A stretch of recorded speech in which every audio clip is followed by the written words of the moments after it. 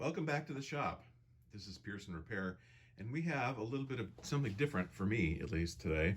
This is a clarinet bell off a Selmer clarinet for a client, and it had a crack in it, and I've been seeing this client for several years, and I don't know if you can see that, but there's a crack right along there, and I've marked it with pencil, but that clarinet bell was cracked always, and she said that's, it's a bit of character, but then eventually she saw that it was getting wider, so we need to take care of that. So I did the initial run with having it, I swelled the wood, put it in a humid environment, swelled the wood up and put glue and tried that, but then the crack opened up. But in the meantime, this crack is much closer than it was.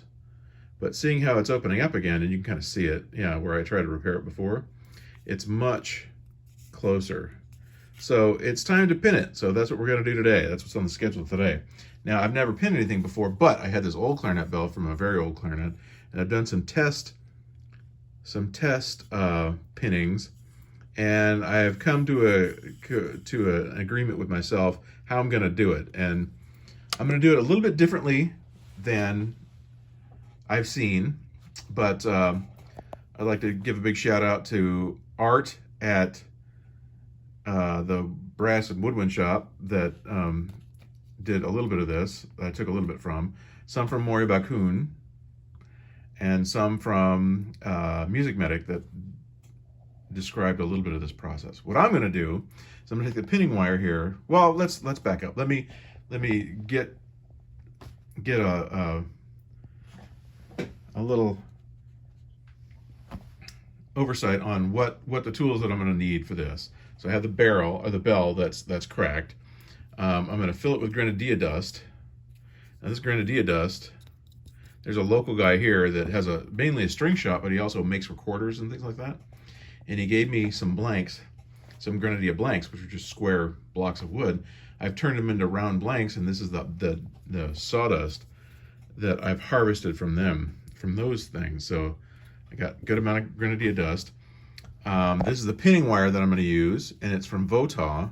And I looked on their website last night, and it's no longer available. They're out of stock. So, but this pinning wire is available most places where you get this kind of stuff. This is 256 pinning wire. There's a punch that I'm going to use to start the drills, files to file the things, a pencil to mark it, another set of number 2 files that I got from eBay, number 2 Swiss files, a poker, a 256 tap, a number 50 drill bit, which is the right drill size for a 256 tap. And I know that because, my uncle, I have something from my uncle, which is his old shop theory book, the Henry Ford Trade School. When he went to the Kahn Instrument Repair School in the 40s, he used his GI Bill money. He was a pilot, I think, in World War II. He used his GI Bill money to go to the Kahn Repair School. Now, in the front of it, he has done some amazing legwork, for me anyway. And he has he wrote out this table that is all the drill sizes for whatever taps you need. So I look down here, 256. Those are the actual measurements. And you need a number 50 drill for that. And so I have a number 50 drill. Number 50. There it is.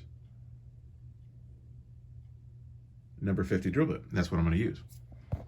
Which I think that's kind of cool. Thank you, Uncle Jim.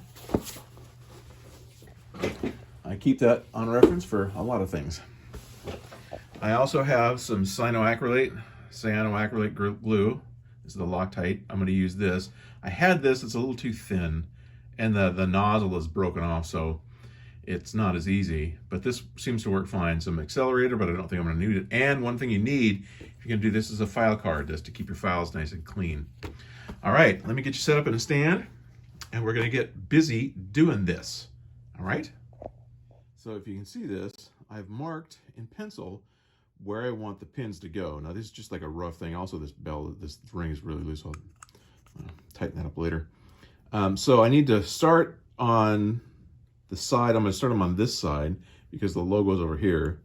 I'm going to start them on this side, and I need to make a punch location so the drill doesn't wander, right? Drill versus round surface equals skipping a lot. So I'm going to make a little hole with a punch. I can either do it with a center punch, or I'm just going to do it the hard way. Not the hard way, but I'm just going to manually punch it. Okay? I get my little hammer, my Maxwell silver hammer. Still need to finish repairing that. So, make sure you can see down. Yeah.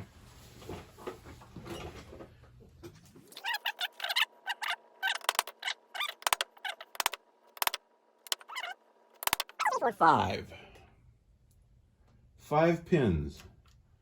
Pins are going to be quite short, and I'll show you that in a bit. So that's the 5 holes. All right?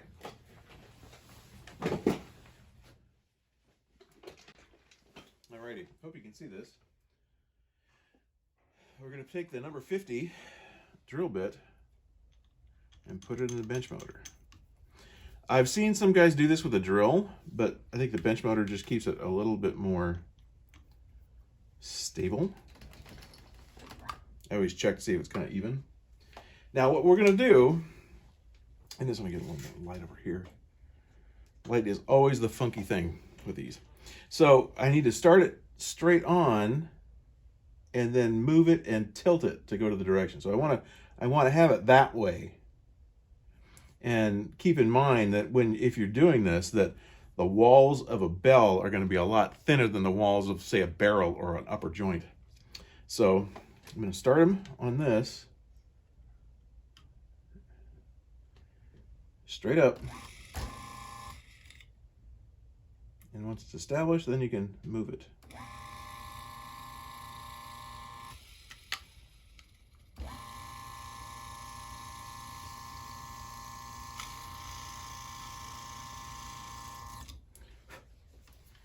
Now what I want to do is to make sure that it's going to go through. So I take my poker and see how far I've gone. And with this, you can kind of feel it when it hits the crack. So it's that far now. I'm going to go a little bit farther. Just checking. Did not break the bore. Ha ha ha.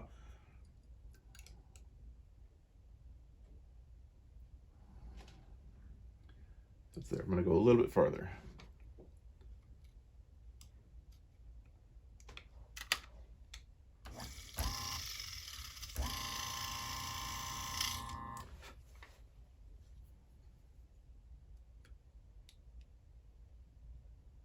So that's the other side of the crack.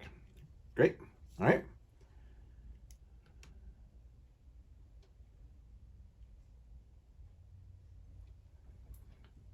Next.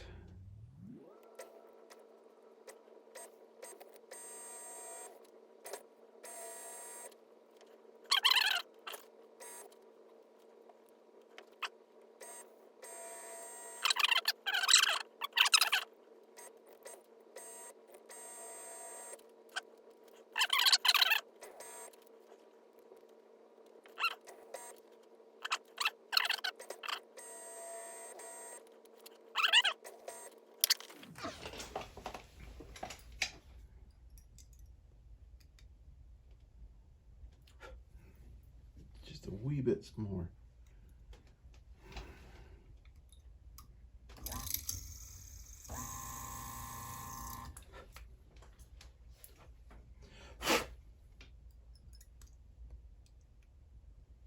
Great. Now we have the holes drilled. Check this.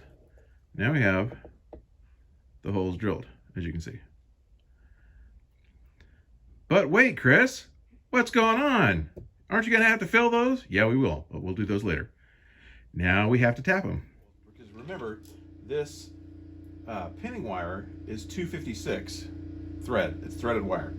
So we're going to actually make little screws that go in here. So what I'm going to do, I'm going to start this. It all breaks off, but that's kind of part of the game.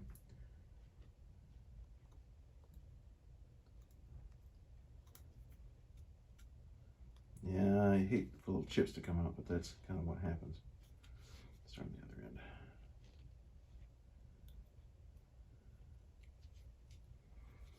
little tricky because it's not like you're.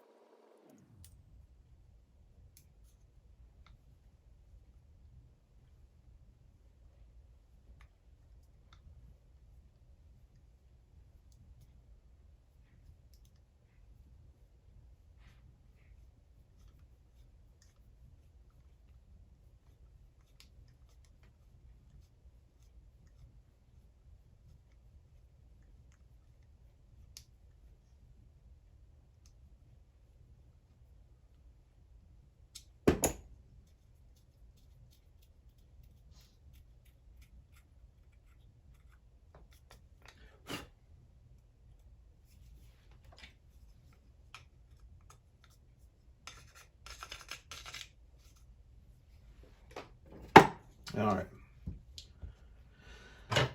All the drills are healed, or all the holes are drilled. A little nerve-wracking. Right. So if you look at it, all the holes are drilled. They're all tapped, and I did not break through the inner bore. This is from the previous repair, so that's a good thing. So all the holes. The idea is that I want to use this pinning wire to attach the two pieces together and to hold it together. All right, and we're going to do that with a pinning wire, and that comes next. All right. Now we have to make the screw. So this is why you need a bench motor for this, because the bench motor, this is my preferred method, because if you use a drill, you have to pre-cut them. But this, you can put this long piece of drill rod all the way in, and it goes through the back. So we take this, we take the big gross file, and we make a little point.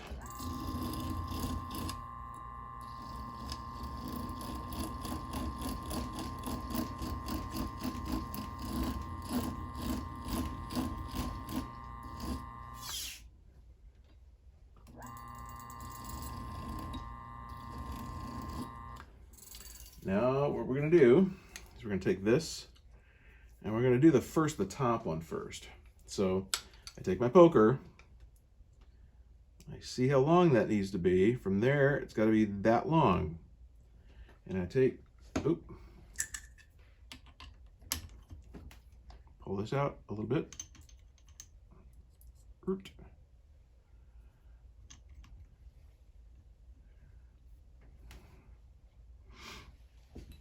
Where is my, I take the Swiss files. The Swiss files have, one of them is a triangular file. Nope, that's not the right one. You can use a square one, I guess.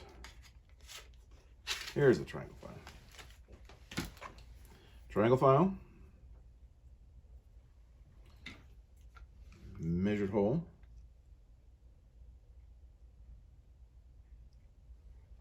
It's going to be that long, plus I'm gonna take off just a little bit, because I want it to be all the way in the hole. All right, so I'm gonna mark that, scribe it.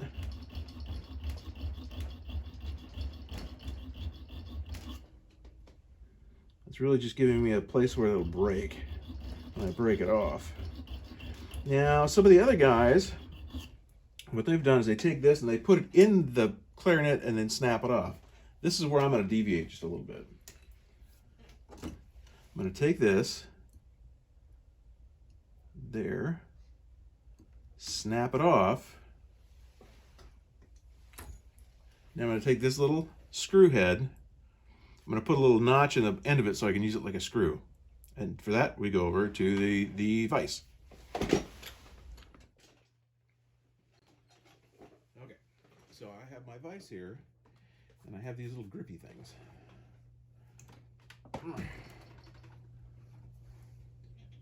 This doesn't damage the threads, because I'm going to clamp it in here pretty tight. I've got many vices in my shop. Get it? Yeah, it's not funny. This just holds it securely while I put a notch in the head. Now I have my jeweler saw. In my jeweler saw, I've got a fairly wide blade, and I'm going to take this, and just like I was making a screw, which we've all done, I'm going to put a little notch in the end of it. Carefully, carefully, carefully, carefully.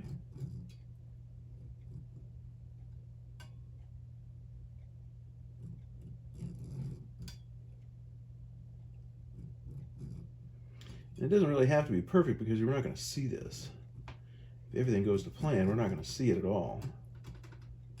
I just want to be able to turn it in there.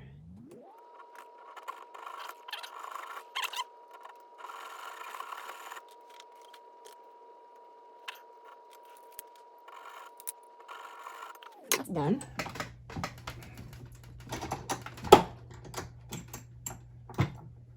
Okay. Now we put it in the clarinet. Okay.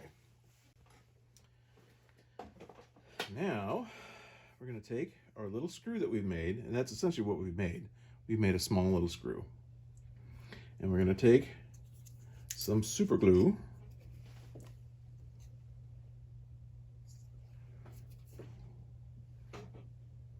Take your poker, make sure it's freed. Yep. We're going to do this top one. And we're going to put some super glue. Wait just a second. Let me go blow this out.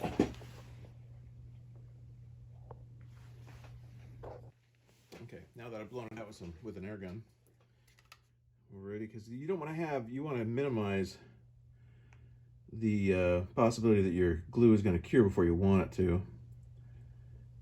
Okay, so I know where that is. I know where my screwdriver is. All right.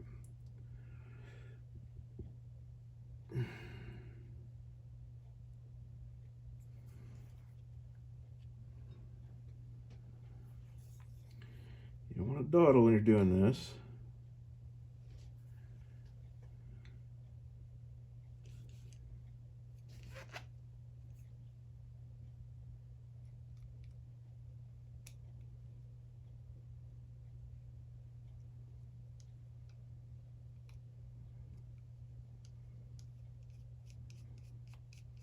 You can see the glue has made its way towards into that crack, which is good. So we're going to screw this in. Oop. And that should work just fine. It's not as far in as I wanted, but it'll work. That'll do. That's being held in with the glue. Now we just have to do this to the other parts. All right? And that's rinse and repeat 4 more times.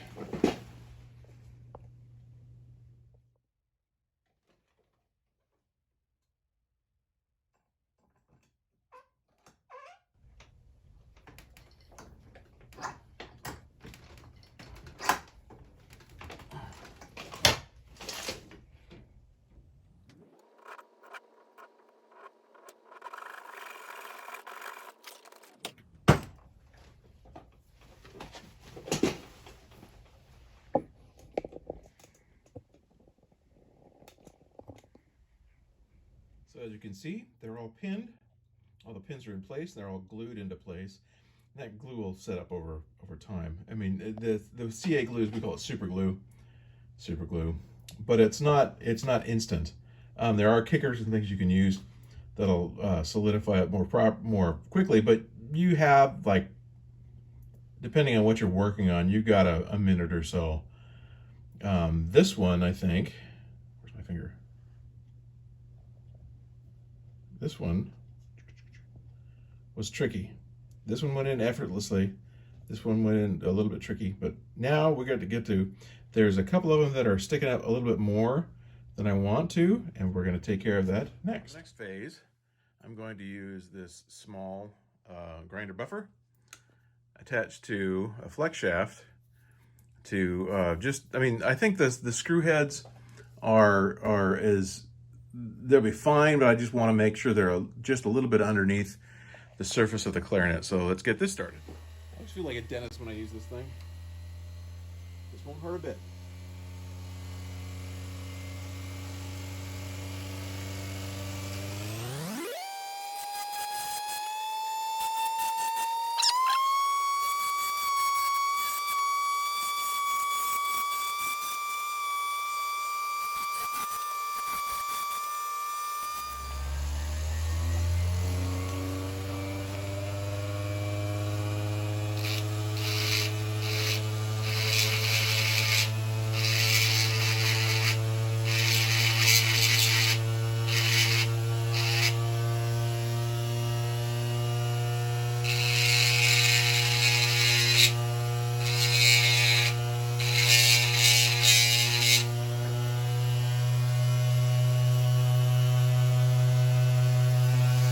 It worked.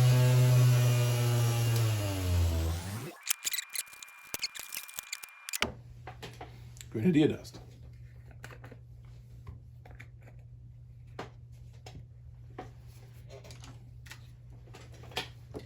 And my super glue.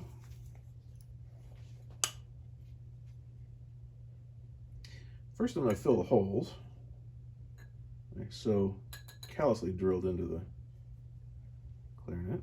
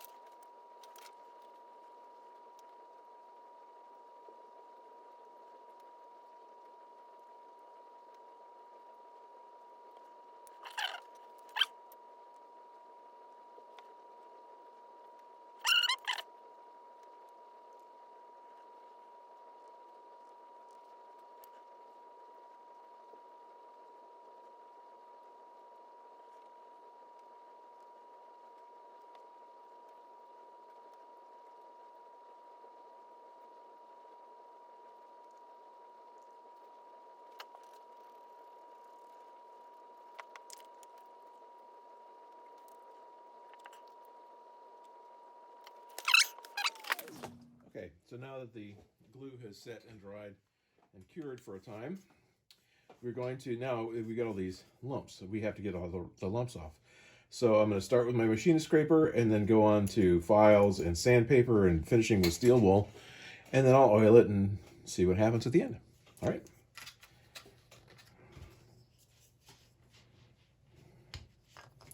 I have to fit that too.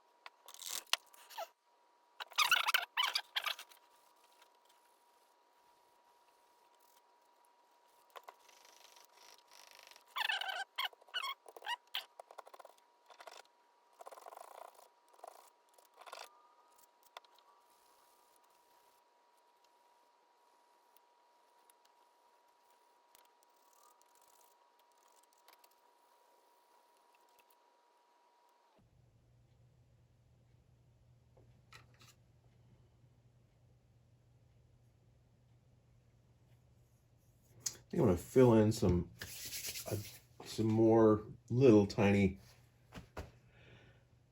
places. Just a little bit more glue and stuff. So.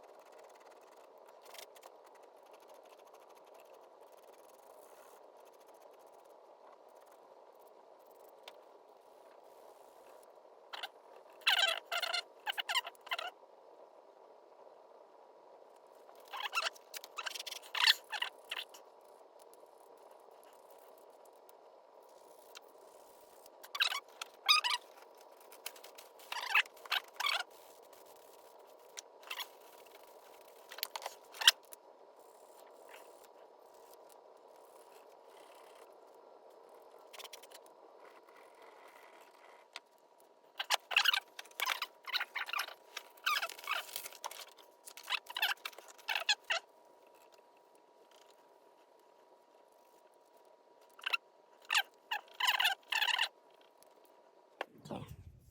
Not perfect.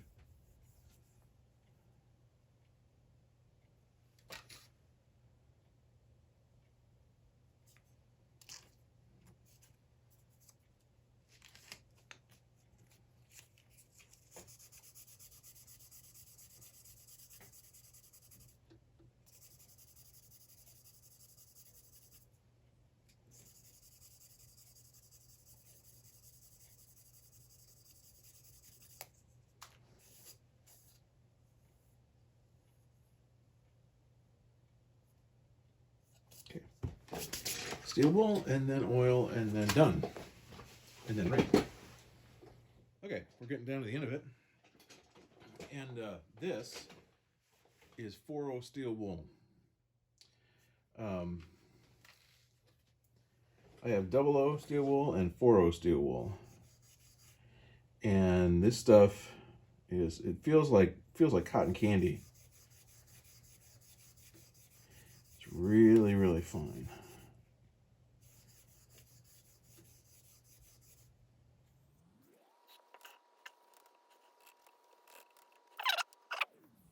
Looks good, feels good. All right, a little bit of bore oil. I'm just gonna use my finger.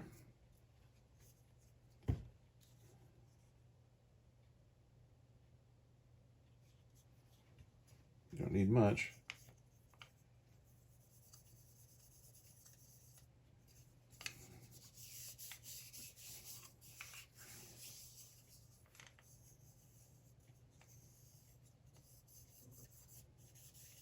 A little bit of bore oil, and you can't even tell where the crack was. I can see it's right there.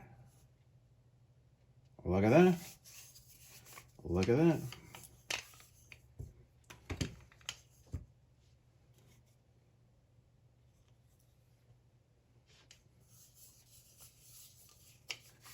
Now, if that pin opens up, if that crack opens up again, I will be very, very surprised. I'll be very shocked, as a matter of fact. I'm quite happy with that. I'm sure the client will be too. Now I just need to put this ring back, and I got a special tool for that. Okay, so now I'm going to fit the ring on the 10. We can get rid of this. We can put this away. Don't need that anymore. Glue I don't need, files I don't need, this I don't need. Here we go. So what I have, I bought some tools from another local guy that fixed instruments for a long time. So I bought a bunch of tools. Some of them I didn't know what they were. Most of them I did. This one I didn't until I saw Wes Lee's really good video. And if you haven't watched Wes Lee's stuff, you need to watch him. So he kind of showed me what this does. So this is a Farise tenon shrinker. It's a die and punches. So what you do is you take this off. This is really loose. Whee! Really loose. It fits on the end of that one. This is tapered and that's tapered. So this fits on the end of that one. It's the biggest ring. You set it in there, right? And that's what it's going to do. It's going to taper into that. So we're going to take a rawhide mallet and strike. See where it is. Still loose.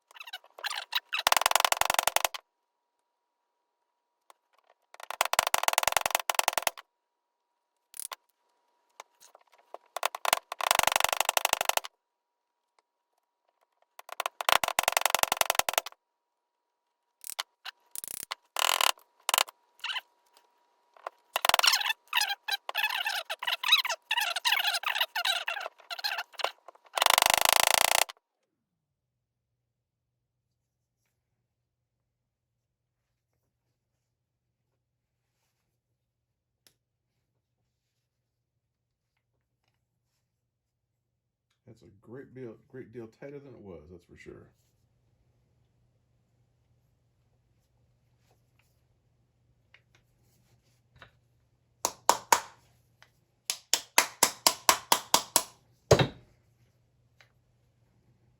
If I warped it or not.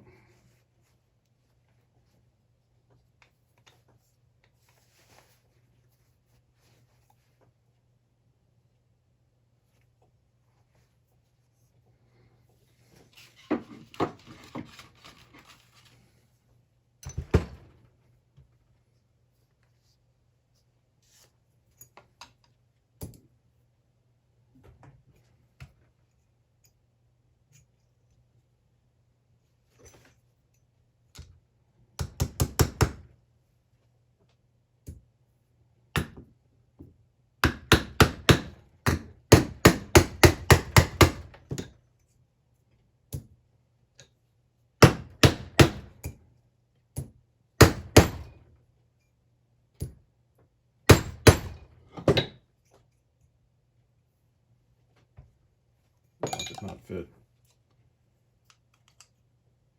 There we go.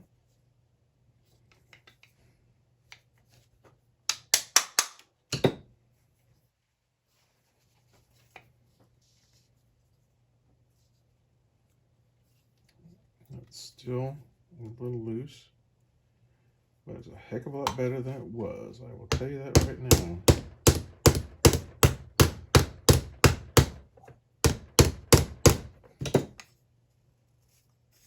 There we go. Finished barrel. Finished bell. There we go.